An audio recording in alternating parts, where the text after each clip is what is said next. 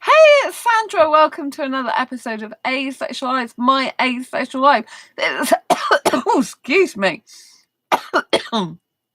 This is supposed to be for education about asexuality, all things asexual. I share my own asexual life journey in order to help you and yours. If you haven't already subscribed, hit that great subscribe button right here, right now. Every time I go live like now or post a new video. So happy Boxing Day from 38 minutes ago, because we've gone through to the next day now. I was over at my parents and I was seeing Angel again, and we spent some quality time together. Angel is my guinea pig. If you haven't seen her, check out my last live stream that showed me and her together on Christmas Day. And I've also posted some photographs in the post within the community, so don't forget to check out the post. Make sure you hit that bell icon so you don't miss a post. So today I want to review After Christmas, because that is what I saw on Christmas Eve at the cinema in the morning. So if you haven't already come across me before, I'm Sandra. I'm asexual and sexual orientation, which means I lack sexual attraction. But also for me personally, I don't like nudity. So I always try and find films to watch that don't have any nudity or any sex in them at all. I'm also the author of Fibromyalgia Self-Help Handbook, and that's that one, and Asexual Perspectives out on Amazon. So writing's my hugest passion, followed very closely by asexuality, and I also have a huge passion for movies. Movies usually inspire me and make me feel really good, and I love going to the cinema. I find the cinema whole experience very magical. Now, After Christmas is what I'm reviewing today, and it is a movie that's an old movie in the sense it's 2011 that it was released, so you can probably get it on DVD somewhere. But I saw the movie, it was on Kids Club, and I wanted to watch a movie that would really put me in the Christmas spirit for Christmas Day. And as it's still Christmas season, I thought you'd like a review of this movie to see if it's worth watching while you're still enjoying your festive celebrations, especially as today and tomorrow are substitutes for the bank holidays, the Boxing Day and Christmas Day was Saturday and Sunday this year. So the Monday and Tuesday are Boxing Day, and Monday and Tuesday are substitute for Christmas Day and Boxing Day. So we're having like 2 more bank holidays. So this is really incredible, and you might want to, watch a movie, whether it's on Netflix or renting it off Amazon Prime or wherever, you can get movies that you might enjoy. So After Christmas, like I said, is originally released in 2011. So that's like 10 years ago, because we're in 2021 now. But I have to say, one thing I loved about this movie is it's very, very modern. It's made by Aardman, so they make a lot of stuff like Wallace and Gromit. And Liam, hey Sandra, cute Santa hat. I hope you're having a great Christmas. Oh, thank you, Liam. Lots of love. Nice to see you. Yeah, so I spent the last 2 days with my parents and Angel, but I came home each night, which I didn't used to do, so that's been a bit weird for me. But yeah, thank you for liking the hat. My friend Andy bought me this hat last year when I was with him, so I really like it. I thought it's very festive to wear for After Christmas. It's lovely to see you, as always. Lots of love. Hope you're having a nice Christmas. I've had a good Christmas, actually. Yeah, thank you. So yes, After Christmas. What is the story? If you don't want me to spoil it, please do not watch this video now, because I am going to do some spoilers. I'm going to tell you the whole storyline pretty much, but it is a 10-year-old film, so I think you'll forgive me for revealing pretty much the majority of the movie. I'll see how much I can remember the stuff you need to know. Right, so After Christmas, what is it about? So Father Christmas has 2 sons in this movie and a wife, and there's a backstory to this. So in this story, After Christmas, Arthur being this guy here that you might have seen on the thumbnail, he is Arthur.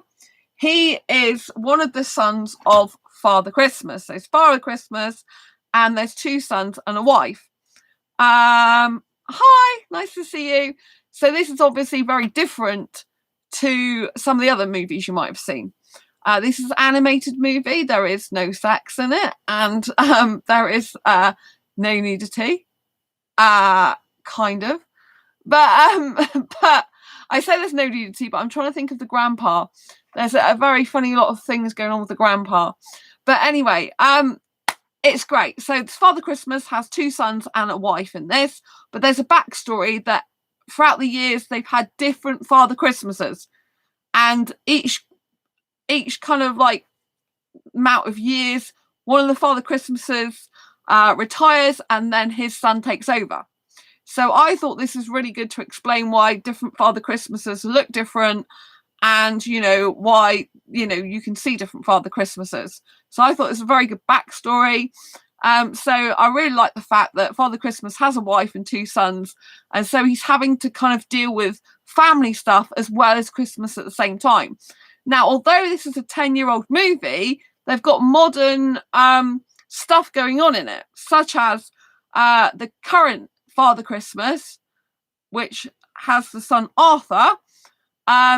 He is having a sleigh to deliver presents.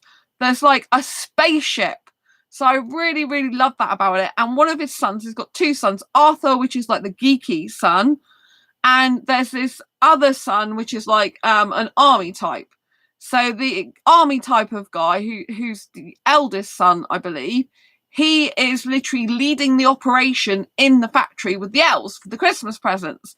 So he's basically like an army guy, a captain, if you like, and he's directing all the elves as to what to do on Christmas. And he's using he's using a bit like a mobile phone. He's like a mobile device. And he's literally, they've got all these computers going on, and they're linking up to all these different houses with all the children around the globe. And Santa's sleigh is this massive like spaceship. And so I really like that modern take on Father Christmas and, like delivering the toys to all the good girls and boys. And basically it was really funny because when they have all the elves, there's like hundreds of these elves everywhere. And the older son is literally in charge of them. And these elves are like ninja elves. They get out this spaceship, like the sleigh spaceship, and they literally abseil down into people's homes. And it's really, really funny, but they don't go down chimneys anymore. They find ways in through like picking locks and, I think they pick locks, but they certainly definitely turn off security alarms. They go through windows and all this type of stuff. So, it's not the traditional going down chimneys anymore. They've advanced. They use like mobile devices to keep track of where they've been and where they're going and all this type of thing. So it's very, very modern, even though it's a 10-year-old animation. I thought it was really, really clever. So Arthur himself is like the younger son, and because the older son, the one's like an army type, he's in line to be the next Father Christmas when his father retires. And he thinks his father's going to retire the following year. This is going to be last year. But Father Christmas decides it's not going to be his last year. However, there is a problem, which I will get onto in a moment.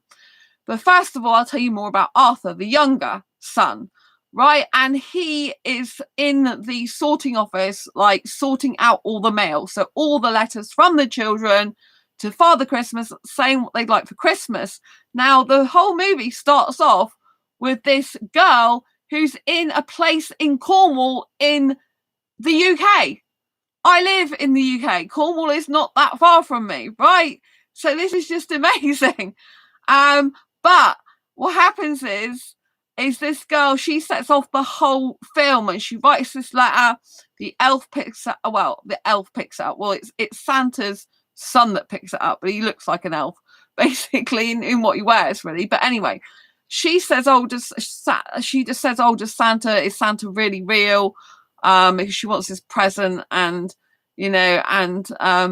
and basically he takes care of all the letters. So there's piles and piles of letters, but he really cares.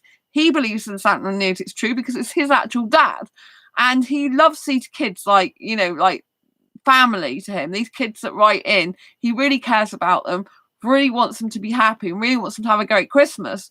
Now, what happens is he comes out of the mail sorting room, and instead of staying in his little corner there, he comes out and he's amongst the elves and he's causing absolute chaos, standing on their desks, interfering with their computer work, because it's a bit, where the elves are, it's a bit like a cinema, like they've got tiered seating. So instead of him going down the aisleway, he's going down all the elves and down on their tables and treading on their paperwork and all sorts and bashing into them. So he's meant to be very, very clumsy, haphazard, doesn't really think properly, a bit dorky, and, and basically, not someone you'd usually look up to as a leader, for example. And then the older son, he's like a leader, he's leading the elves and everything. But what happens is amongst all this chaos that Arthur's caused, there is a bicycle present that's actually for this girl in Cornwall, and it goes off the conveyor belt for the presents, and it goes on the floor, and all the other presents go out to all the girls and boys that have been good. And and they come back, and the eldest son's really proud of all the thousands of toys they've delivered, the presents and everything. And Arthur, one of the elves finds out that one of the presents is still on the floor and it hasn't been delivered to this girl. Well, it hasn't been delivered to this person. And Arthur discovers, here's the elves basically talking about it. And Arthur finds out the letter, and it belongs, it's a bicycle, and it belongs to this girl who started the whole film off with the fact she lives in Cornwall in the UK and wrote a letter to Santa saying she'd like this pink bike for Christmas, basically. And I think she specified the colour. And anyways, he finds a letter and he's like, oh my goodness, you can't leave the girl out. No child can be without a present on Christmas Day. So Arthur then basically lets his dad know, and then his eldest son, so his Arthur's older brother, finds out as well about there's a toy that's not been delivered, and he doesn't care. He cares more about the fact he's got all these other toys delivered, and like one kid doesn't matter. And he tells his dad, like, basically, you've got all these delivered. It's just one kid. It doesn't really matter. And then the Father Christmas goes to sleep, and his wife wants him to retire, really. So she gets her Malcolm back. He's called Malcolm rather than just Father Christmas to her. It's Malcolm. And I think she's called Margaret. And so, she'd rather have her husband back now and him retire, and one of their sons, well, the eldest son's due to take over, and the eldest son believes he's going to take over. And before this problem happens with the bike, they're all playing a board game, which is a Christmas board game. And, the eldest son is like wanting to be all powerful and everything, and Arthur's just wanting to have a good time and enjoy the game, right? But when they're all gathered around with this game, there's another character, which is the Father Christmas's dad. So Grandpa Christmas is still alive. And he talks about, when he used to go and deliver the presents, he didn't used to use this like spaceship type of sleigh. He used to use traditional sleigh with real reindeer, and, it all used to be great and fantastic. And he's like, he never missed a present at all, basically. And so what happens is when Arthur finds out that his brother doesn't really care about a kid, his dad's still asleep and doesn't seem to care. He then goes to his grandpa, and his grandpa all this time has been hiding his really old traditional sleigh from years ago. And he's got the real reindeer in there, because his grandpa's got this one reindeer which has like a collar on it, because it's like got part of its ear missing or something. It's not very well. It's like it looks like it's not very well. It's like it's got something wrong with it. It's been to the vets, and it's got, it's protecting, like it's got an antler missing, I think, or something, and it looks really old. But he's got the rest of these reindeer out downstairs, like it's like in a basement type thing with the sleigh, so no one knows he's still got it. Everyone thinks he's got rid of it and doesn't know he's got all this reindeer.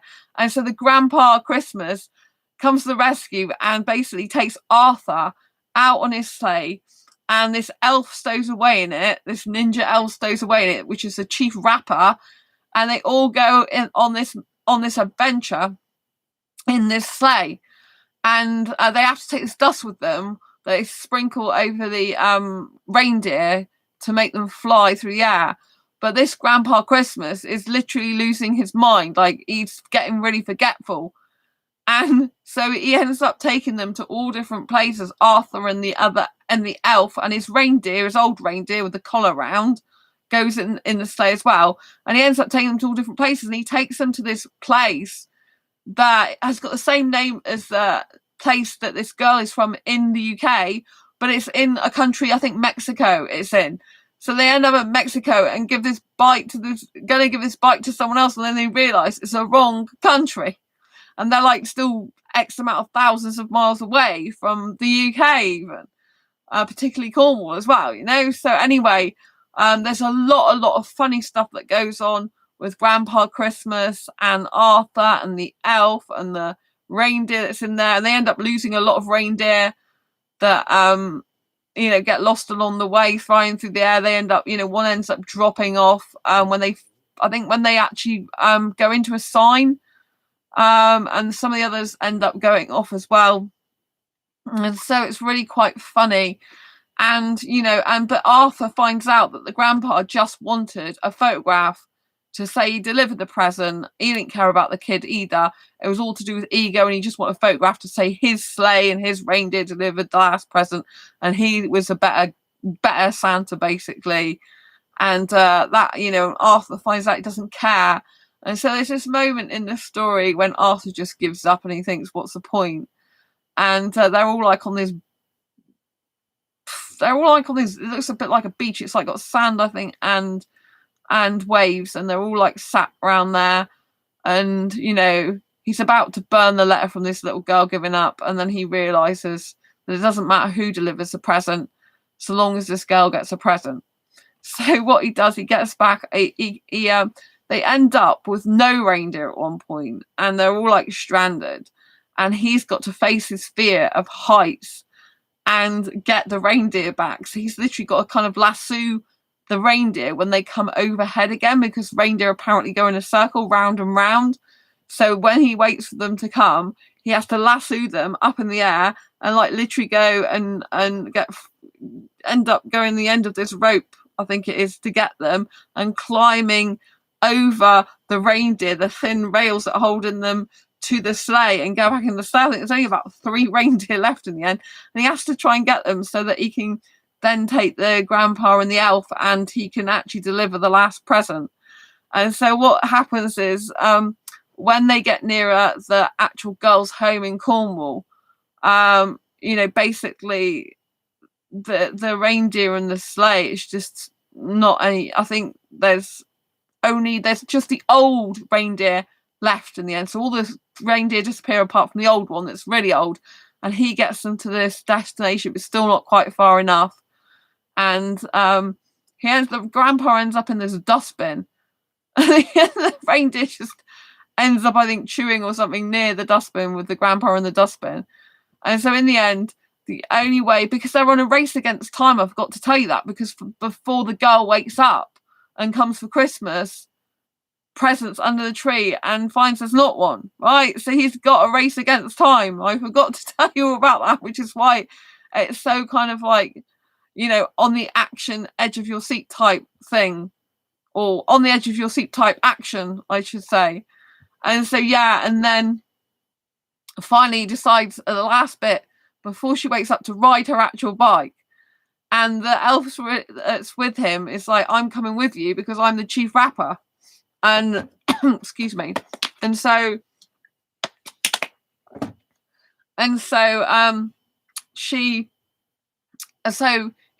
Arthur gets a bicycle and rides it all the way up to the home, but the elf has to finish rewrapping it again in new paper before he gets to her actual door. And so the final bit, he's like end up doing a wheelie down the snow to get to a last bit of her home, because she's wrapped the rest, including the handlebars. So he's like freewheeling, doing an upright wheelie. It's really funny.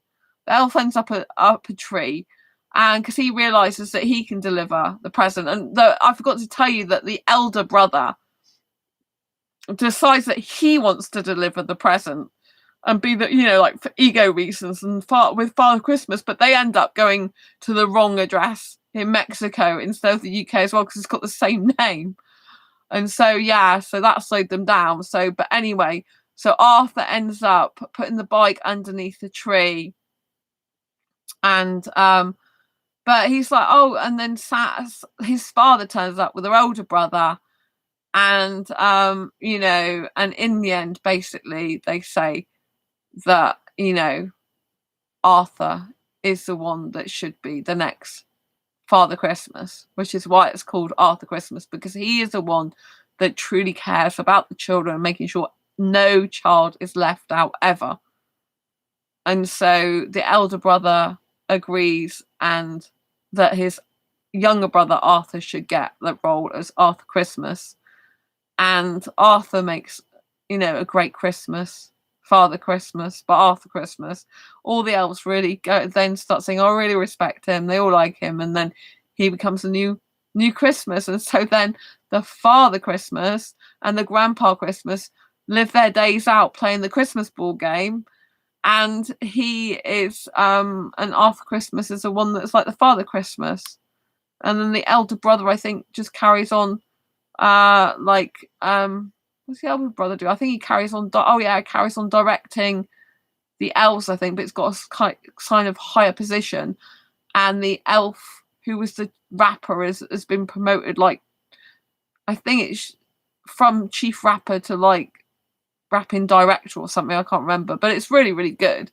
And the whole point is the film's amazing. I've really enjoyed it. Like I said, it's a 10-year-old film, but I really thoroughly enjoyed it. I mean, it's really modern even now, and I loved the action, and I loved the grandpa bits. I can't explain how much humor there was with the grandpa, but you can imagine if there's a grandpa Christmas that's flying with some reindeer in a sleigh through the night and through harsh weathers, who doesn't have a clue really where he's going. He's using old maps from years ago.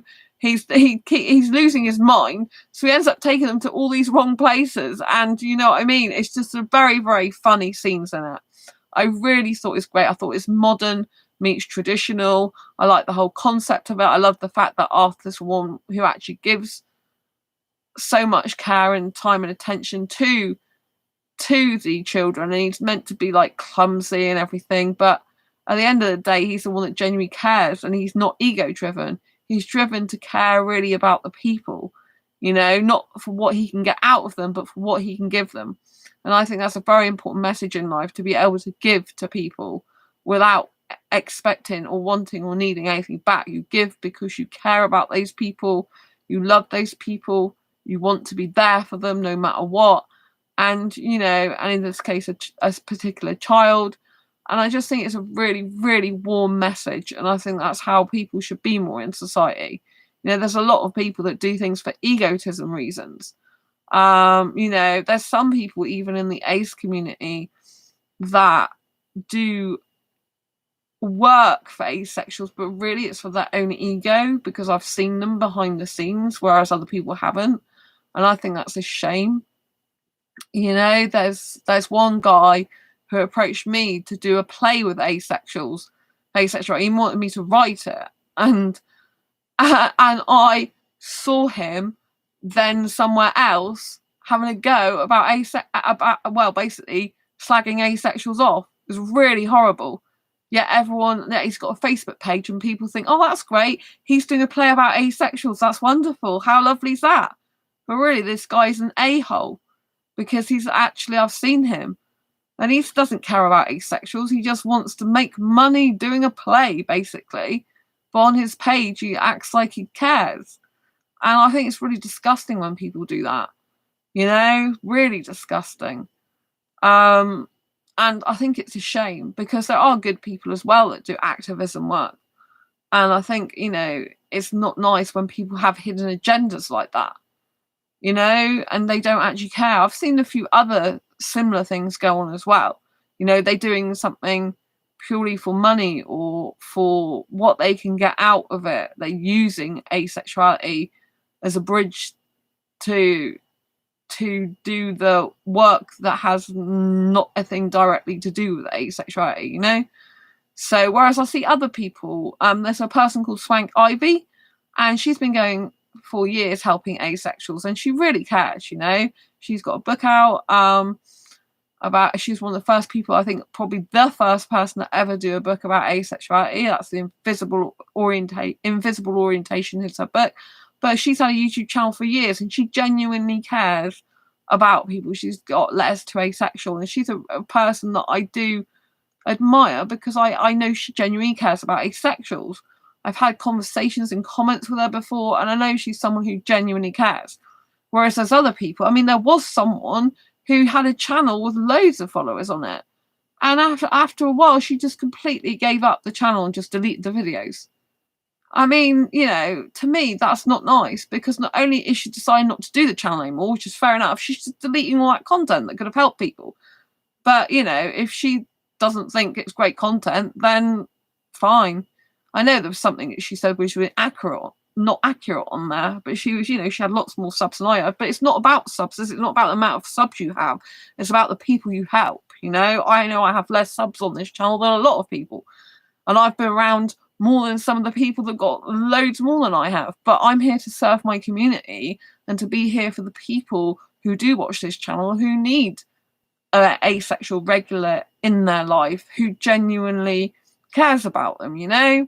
And there are a couple of other YouTubers I know as well, particularly one other one that seems to care about asexuals a lot, you know. So I think you know, you know, if you are going to follow asexual channels and people, be sure to get the right people that really genuinely care about asexuals, and they're not just doing it for some ulterior motive, that if that motive went away, they wouldn't actually care, you know. I think that, you know, in a situation, even in life, we should be doing things because we genuinely care about people, you know. I mean, people who do things for the wrong reason eventually will end up being very miserable, because they can only keep that up for so long, in my personal opinion. But whatever, there's certain gains for them, I guess they'll do that. But, you know, I think that the story of Arthur Christmas is one of, like, it's not about egotism why you should be doing things. It's not, you know, it's not because it's your duty to do something that you should be doing it. It's because you genuinely care about the people or the person you're doing something for, you know. And it's true with friendships as well. You shouldn't just be doing stuff to get something back out of it. Obviously, with friendships, you do need to have some sort of, like, you know, like partnership and teamwork, so that you are equally, well, not necessarily always going to be equal, but you are both putting time, energy, effort into a friendship. But you shouldn't just be friends with someone for what you can get out of them. Like, my friends and me both and all care about each other through good times and bad. You know, my friend Andy, for example, we've been friends for years, and Andy's been there for me when I broke my ankle this year. I mean, what I would have done without him, I do not know. He was doing my shopping every single week, a couple of times a week for me. And he's an introvert, and he's not the same as me, and not used to being in a big city like mine and stuff. And so it was really difficult for him sometimes. But, you know, he cared so much that he wanted to help me, because he knew how difficult it was. And I was, you know, had to be on my bed a lot of the time. He recently came over this week and the previous week now. So, but for a few weeks I told him not to, because obviously I had my chest problem. I didn't want to see him while I was infectious, because I didn't want to give him any illness, you know. I thought it was nice for him to have a bit of a break as well. So, but, you know, he's a really kind, caring person, you know, and he's been with me through the good times and the not so good times like that. And my friend Sam, asexual friend Sam, as you know, Sam's been with me when I've been at my best and at my worst in tears, you know. So this is true friendship. This is people that genuinely care about me. My friend Debs, who is moving away soon, you know, she's been with me when I was being bullied at my one of my ex jobs, you know. And, you know, she's really been there for me. She's got on public transport and just and, you know, one time she was doing a job, and she was doing like 2 or 3 jobs, and she was getting like a bus and a taxi, I think it was, and a train to see me and go back again. And that was all because she cared, and then bought me a meal to cheer me up and stuff. And, you know, it's just been really wonderful to have that type of level of support and caringness, you know, which I never had in the past. And I feel so grateful and thankful for all of those 3 best friends in my life, that are all unique and different and special to me, and that they make me feel special to them as well. And, you know, it's really important that you have that kind of support and stability, you know. And so, you know, I want you to take the message of Arthur Christmas and put it in your heart, and understand that, you know, down to earth, kind, caring hearts matter far more than someone who's just doing stuff for appearances and egotism's sake, you know? Please, whoever you get involved with, whether that be friendship, relationship, business relationship, whatever type of thing it is, just look at the evidence, just look at the reality of the situation, what people say and what people do. Do they match and marry up? If someone really genuinely cares about you, they'll be there with you through thick and thin. If someone doesn't, then they won't. Right? They won't. So the people that are meant to be in your life will stay in your life, and they will be as healthy as they can be for you and as caring as they can be for you. You know, so I always remember the Arthur Christmas message, that it's all about caring for the people who you serve and help and who you have some type of relationship with, whether that be a friendship or, you know, some sort of work duty, if you like. But it's all about caring about others, not just about doing something for the sake of it. And I think that's a beautiful message. I do like Arthur in Arthur Christmas. I think very well animated as well. This guy's really, really animated. You can see in his eyes, can't you? You know? And he's all about the spirit of Christmas as well. He's all about the spirit of Christmas and really caring about what he does. So anyway, I'm going to love you and leave you for now. Do watch Arthur Christmas, because I highly recommend it. It's a good film to watch over the festive period. And I'll see you in the next video live stream. Don't forget to give this video a thumbs up. Thanks to those who've already given, who have already given a thumbs up. Thanks for being in chat to Liam and Phenomenal, spelt a very unusual way. Anyway, nice to have you here. Merry Christmas, happy Boxing Day, which has already gone in the UK. Happy holidays, happy bank holidays, happy festive seasons, happy life. You know, happy festivities, happy holidays, and happy everything. Just be happy as you can be, because, you know, we only get one life and it's important to join the here and now as much as possible. I'll see you on the next video live stream. Definitely watch Arthur Christmas, and I'll see you soon. Subscribe, hit that bell icon so you get notified of every time I go live. Right now I post a new video. Lots of love to you. Bye.